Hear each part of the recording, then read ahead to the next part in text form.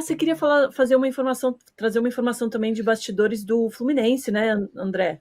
Vou passar a bola para você. Não, foi uma nota que o Fluminense soltou agora, que está pegando fogo aí, que está todo mundo repercutindo, uma nota de afastamento de 4 atletas. O Fluminense anunciou agora, ó, os atletas John Kennedy, o cara que fez o gol da final da Libertadores, Cauã Elias, Arthur e Alexander foram afastados em razão de atos de indisciplina cometidos na concentração do jogo contra o Vasco e não viajarão hoje para a disputa da partida contra o Cerro Porteño no Paraguai e contra o Corinthians em São Paulo. Ou seja, um afastamento, um gancho aí mais ou menos pesado. Para um desses atletas, eu mandei uma mensagem para um representante de um dos atletas. E não teve, assim, o motivo, segundo a fonte, não sabia ainda direito, mas a frase para mim ficou muito clara que, esses moleques não se ajudam. Assim, foi a frase que eu ouvi de um representante de um desses atletas. Ou seja, houve um ato de indisciplina, a gente vai seguir apurando aí para ver se tem mais detalhes, mas é algo pesado, algo que não foi nada, né, tranquilo, porque os jogadores estão afastados, foi na concentração do Clássico, e agora eles estão fora das 2 próximas partidas, e são jogadores importantes, né? O Alexander e o John Kennedy, jogadores realidade hoje no time do Vasco, do Fluminense, né? E foi antes do jogo contra o Vasco. Buena, muito obrigada. O Anderson Assis está falando, eu quero ver se vocês vão achar engraçado quando algum homem chamar a tia Leila de idiota. Não, a gente não achou engraçado, inclusive o PVC falou que nem é um termo decente para você usar contra uma pessoa, né? A gente não apoia isso, só lembrando. Como foi o primeiro dia de treino do São Paulo com o Zubeldia? É assim, Hernan? Zubeldia. Mano, falou bem, mano. Mandou bem. Pode ser o Zubeldia mesmo, ou enfim. Daqui a pouco vai aparecer algum apelido, aí o Zuba Tricolor, uma coisa assim.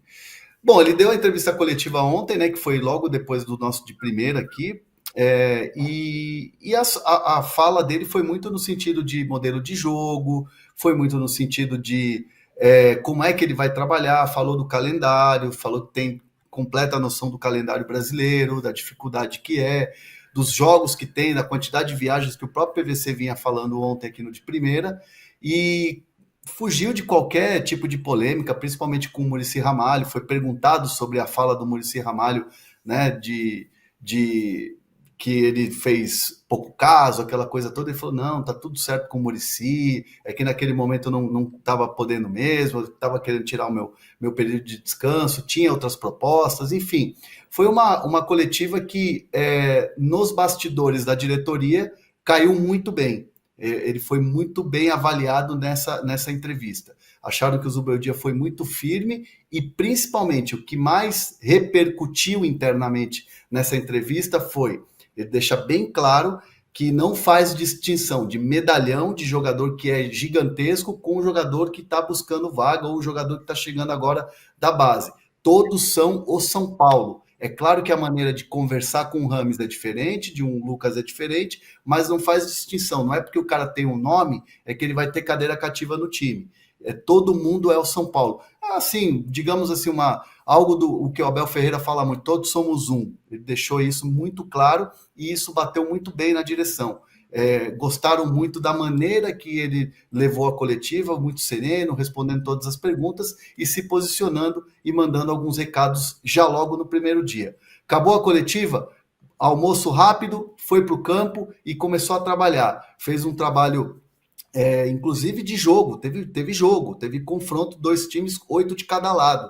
E aí ele fez uma situação de bola de campo reduzido e tudo mais, parava muito tempo o treino para poder conversar com os jogadores, e os jogadores respondiam, os jogadores estavam muito à vontade com ele.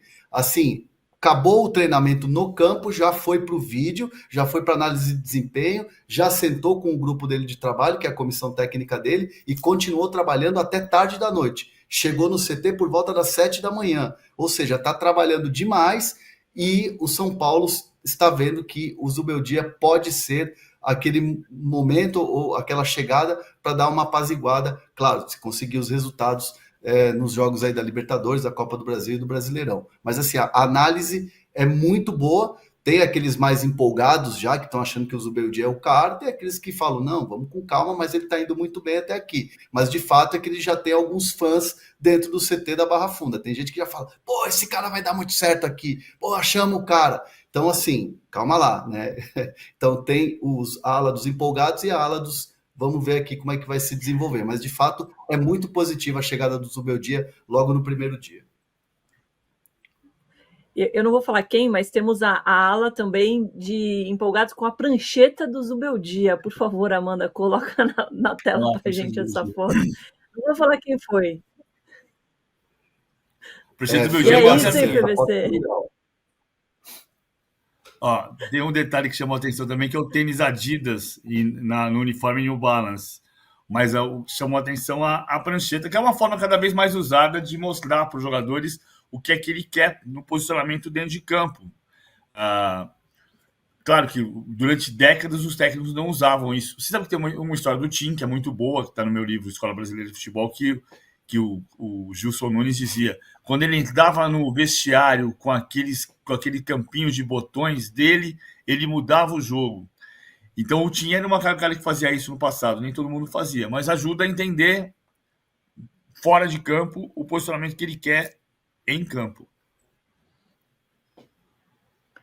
Muito bom. Eu achei legal a prancheta, mas não se compara ao conhecimento da nossa prancheta aqui do De Primeira.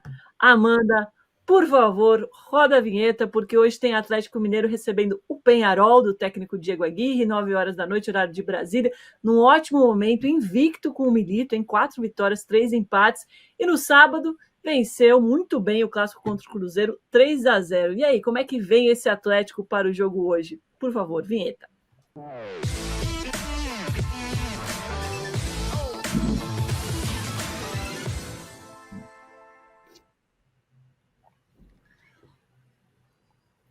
Ó, desculpa, torcedor do Atlético, a prancheta com uniforme de visitante é amarela.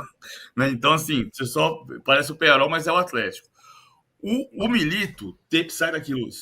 O Milito teve 7 jogos e 7 escalações diferentes. Mas hoje ele deve ir com linha de 4 atrás, Saravia, Maurício Lemos, provavelmente Bruno Fux e Arana. Ou seja, ele vai mudar de novo e a 8ª formação diferente. Aí ele vai ter Scarpa e Zaratio, com Batalha voltando para o meio e Otávio. E deixando o Hulk na frente com o Paulinho. Mas o segredo tem sido abrir o campo. Então, o que é que está fazendo muito em todos os jogos o Milito? Ele abre muito na linha lateral o Scarpa, ou o Saravia, quando não joga o Scarpa, e do outro lado o Arana, que vem como lateral muito aberto. Já falei aqui que a ideia qual é? É espalhar a defesa adversária, porque se você usa o campo inteiro, são 105 por 68, se você usa os 68 metros de campo, já que você desce uma linha de defesa aqui e outra linha de defesa 15 metros à frente, por mais que tenha 105 de comprimento, você acaba sendo obrigado a usar pela linha de impedimento só esses 15 metros. Então, como você compensa isso? Dando largura para o campo. Você usa os 68 metros de largura. Isso obriga a defesa a se espalhar. Então, ou você cobre o lado do campo e abre espaço no outro lado do campo, né? Aqui, se você fechar aqui, vai abrir aqui. Ou então, você abre para cobrir os lados e abre espaço no meio. Por isso que você dá essa que está se chamando de amplitude. Eu odeio quando dizem assim, jogando na amplitude. Não, a amplitude é a largura. Você não está jogando na largura, você está jogando perto da linha lateral. Você está dando largura ao campo para abrir a defesa adversária. E é isso que você vai ver hoje do Atlético, do Milito contra o Peñarol do Diego Aguirre. Conversei com o Diego Aguirre ontem. O Diego Aguirre traz um time mais defensivo e o Diego Aguirre fala... É engraçado que ele voltou a ter o sotaque espanhol. Então ele fala assim, volta a luz. Ele fala assim, sabemos que depende de como vai despertar el Mineiro. Se el Mineiro desperta bem, vai ser muito difícil. ele Mineiro é como se diz na América, né? Porque é o Atlético Mineiro. Para nós, o Atlético. Para o atleticano, o Galo. E para o Diego Aguirre, que trabalhou no Galo, ele Mineiro.